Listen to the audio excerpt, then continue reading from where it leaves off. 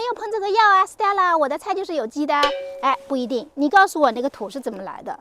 朋友们好，欢迎来到 Dr. Stella's Garden 美国农家乐。今天我们讲的是这个在这个菜床里面直接堆肥。那么这个堆肥呢，它需要用到什么，以及它堆肥的步骤，我接下来会给大家讲清楚哈。那么这边是需要重点强调的一个什么呢？就是说我们老是说有机菜，对不对？为什么 Stella 要花这么多的精力啊，自己种这个有机菜？为什么哈？为什么我基本上隔三差五就要去挖那个牛羊鸡粪，然后呢，每天我都坚持这个堆肥的习惯，还有做这个酵素的习惯。为什么哈？因为这个有机菜你是买不到的。你可能觉得店里去买的是有机菜，但是你也不一定放心，因为其实真正的有机菜是从土里面，这个土里面就是需要它有那些所有的营养是有机的，你知道吧？这2个菜床里面挖了4个坑，当时呢是由于这个 cattle panel 要重新装，但是呢现在在这个坑的这个基础上，我需要给它堆肥，因为冬天这个菜地不种嘛，所以说堆肥是很好的。那现在我们过一下这个堆肥的过程。这个肥呢，最重要的是2种东西，一个是碳呢就是干的东西，主要呢以这个树叶为主，就是这种枯草啊都是碳，树叶都是碳。那么秋天呢，我会集合很多的树叶，所以这是一个碳。那还有一个是氮。那什么是氮肥呢？哈，氮肥呢就是 nitrogen 哈 nitrogen。那么氮肥呢，主要一个呢是我们厨房里的，这我每天或者每2天呢，什么不要的这种芦笋呀、根啊、西红柿的皮啊、萝卜皮啊，就是这个英语叫 kitchen waste， 就是在这个厨房里面我们做菜不要的那些葱头啊、烂菜叶啊哈，这都属于氮，叫 nitrogen。那么氮还有一个很好的这个来源是鸡羊牛马粪。所有的这个动物的肥粪，不要狗的哈。那么我呢，也是每年秋天就去挖个大概，也是20-30袋吧，这个鸡粪哈。所以现在这一袋呢是鸡粪啊。这个里面放的一个原则是什么呢哈？这个碳氮的比例哈，碳呢应该是20份。相比较于1份的氮，您就记树叶好了，树叶需要20份，对比这个厨房的 kitchen waste 或者鸡粪是1份，所以是20:1。这个比例很重要的。如果你这个氮太多哈，就会很臭，很多虫子。你能说为什么堆肥好臭呀？那就是你放的这个比例不对嘛，是吧，小姐？所以说这个碳跟氮的比例是这样子哈。那主要呢，你有这2种东西放了就可以了。那我做事情呢是比较彻底的嘛，因为其实你就跟人一样的，吃东西它就是需要一个 variety， 对不对？就是种样变化，种样越多越好嘛。那么我还会放这个草木灰，因为草木灰呢，一个是杀这个地里的虫子，还有一个是它是很好的钾肥，对于植物的根系是很重要的。所以这个是我自己那个 fire pit 烧的草木灰。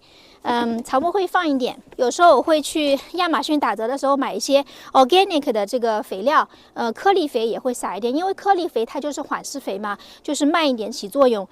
因为这个 variety 很重要的，就跟人吃东西一样的，你说，我吃苹果很有营养，我能不能不要吃香蕉呀？所以说我们一定要吃东西，不挑食。那么堆肥也是一样的，不挑食哈 ，variety 是最好的啊。那我们现在就开始堆哈，就是这些东西放下去就好了。但是放的顺序还是需要注意一下的。大家跟我一起做一遍就好了。首先我们要放的是轻飘飘的东西，那像这个树叶就是需要放在最底下了。一下子这个树叶一袋一下就用完的，然后稍微呢给它往下压一压。然后呢，我们来放这个，这是碳嘛，然后呢再放氮肥，我们刚刚也说了，一个嘛鸡粪，一个鸡粪啊，一个嘛，厨房里的这些东西，那我们这个厨房的东西都倒掉算了哈。它这个里面啊，就是比如洗米的水啊，然后煮了鸡蛋的带的那个蛋壳的营养的水啊，都可以倒这个里面，所以你干的湿的可以一起拿出来，就这个桶特别好用，我跟你讲，这个氮肥哈，就是厨房里这些，那有水的东西下去嘛，它就浮下去一点。现在我们来放鸡粪啊，我呢打算因为这个坑比较大，我打算放一点点鸡粪啊，然后再放点树叶，然后再放点鸡粪，反正这个层次越多越好，放了鸡粪以后呢，我不能忘了要放草木灰跟那个有机肥哈。这个是鸡粪。其实这个鸡粪也是沤好的，所以不是很臭的啊。这里面放鸡粪，鸡粪它往往啊是跟那个那个草啊，那个一起的，其实所以它本身就是有个碳氮比，但是当然了，它这个肯定是鸡粪多草少嘛，是吧？厨房里各种各样的东西，每天你看，你如果堆肥的话，你会发现对这个环保是做了很大的作用的。虽然我们个人力量很小，但你想啊，day by day，week by week，month by month，year by year，你这样想想。然后再一辈子，假如死的没那么早的话，你堆肥堆挺多的，你每年这样子，我觉得是做很大的贡献的。我这个频道我很欣慰，看的人最多的视频就是堆肥1、2、3的那个视频，然后因此有很多人就因为看了我的视频就开始堆肥了，我就特别开心，因为这个事情很有意义。我在学校办公室看到人家扔的香蕉皮，我都会捡起来跟学生一起吃饭。他们剥的橘子皮，我也会用塑料袋装起来。我说我拿回去堆肥。那美国人大部分都是很懂的啊，堆肥嘛，都是蛮那个的。好，我已经放了不少的鸡粪了。我打算现在呢，对，草木灰，事情一多会忘记掉啊。草木灰我平时烧好了都放在这里。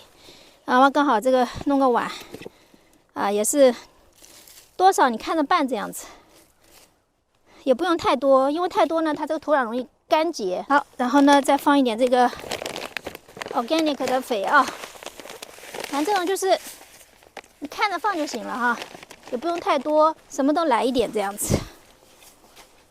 好，稍微搞一点点土把它盖一盖。其实堆肥啊，它也是需要一点点土的啦。我们现在再来放这个树叶，因为树叶你才20比1嘛，树叶分要放多少多的，对吧？那现在倒算了。OK， 很多啊，你稍微按一按啊，它又会下去的。它这东西浮泡的啦。然后呢，我再放点鸡粪哈。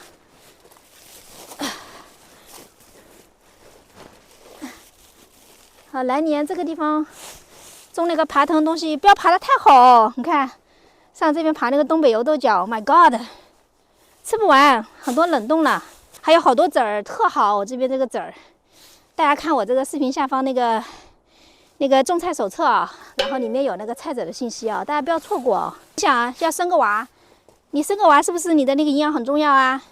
那个孕妇啊，讲什么营养啊？讲到一个镁。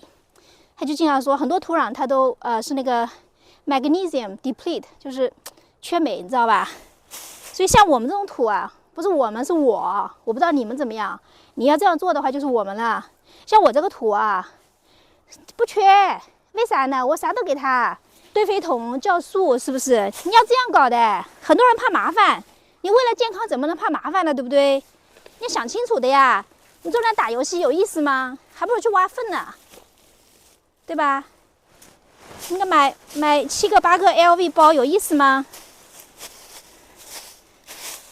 这个你也可以觉得有意思啊，但是我是觉得健康很重要嘛哈。OK， 好嘞，好。然后呢，最上面呢，建议大家呢，搞一点这个土，因为土呢就把它盖住了嘛，压一下嘛，这样子这就是说让它在下面好好的这个堆哈。就不要去打搅它们了，对，然后呢，再浇点水哈，你知道吧？就是说，堆肥哈，除了我们说碳和氮20比1是吧？你要浇水的，太干不行，太干呢，它就不去进行这个动作了，那个太湿也不行。这个把握是什么呢？就是捏一把，没有太多水挤出来，就一个海绵，你去捏它，然后没有很多水挤出来那样子，就是1级棒啊。你又觉得一捏哗，水都滴下来，说明太湿了。所以说，这个水分也是要的啊。那我们接下来呢，就来浇点水，好吧？那浇这个水呢，我做酵素的嘛，所以说呢，我呢就倒酵素，因为酵素里面也是有营养的，对吧？又是有机的，买都买不来。我跟你讲，自己堆的肥啊，那个叫 black gold， 是吧？对，黄金你可以花钱买 ，black gold 是黑金。我酵素呢100多瓶全部都是放在阳台底下啊，特别好。特别好拿，然后也比较好 organize。东西不 organize 我会发狂的。因为刚刚下面我倒下去的那个我自己厨房里的那个堆肥啊，里面已经有一点水了，所以说这个倒一瓶基本上就够了。然后嘛，经过这个冬天3、4个月的熏陶，是吧？那不要太好哦。你会发现过一下下它会下去的。堆肥就是这么神奇，因为它那个蚯蚓啊，免费的啦，你都不用付它工资。好，我们这个水就浇到这里了啊。这个菜床里面再说一下，就是因为这个菜床我冬天不种，我其他种的菜床就不能堆了，是吧？你要是种的时候你就不能堆了，为什么呢？因为它堆肥的时候它会产生热量，heat 那个热量，堆肥的时候产生热量，那个热量呢会烧根，太烫了嘛。那你去那个火旁边，你把脚伸进去试一下，那烫死你了，是吧？所以说它只能是你不用的地方，所以我专门有一个单独的堆肥桶，大家知道的啊。那么那个堆肥桶是常年在那里堆的啊，它的区别就是说，等我需要用那个堆肥的时候呢，我要去把它挖出来，然后放到菜床里面来。那这个堆肥呢，就是说我堆进去以后什么都不用干了，我来年的话就咔嚓种东西就好了，是这么一个区别啊。我们今天在菜床里面直接堆肥这个事情呢，就说清楚了。我觉得如果说您自己刚好住在城市里面，然后不弄这些东西的话，那买也是可以的。那么，所以反正我的好东西都放在亚马逊好物清单里面。那今天视频就到这里啊，有什么后续问题，咱们在下面留言区里面，我们热情似火的交流哈。这不是年底了吗？祝大家新年快乐，然后我们一起过快乐的有机生活。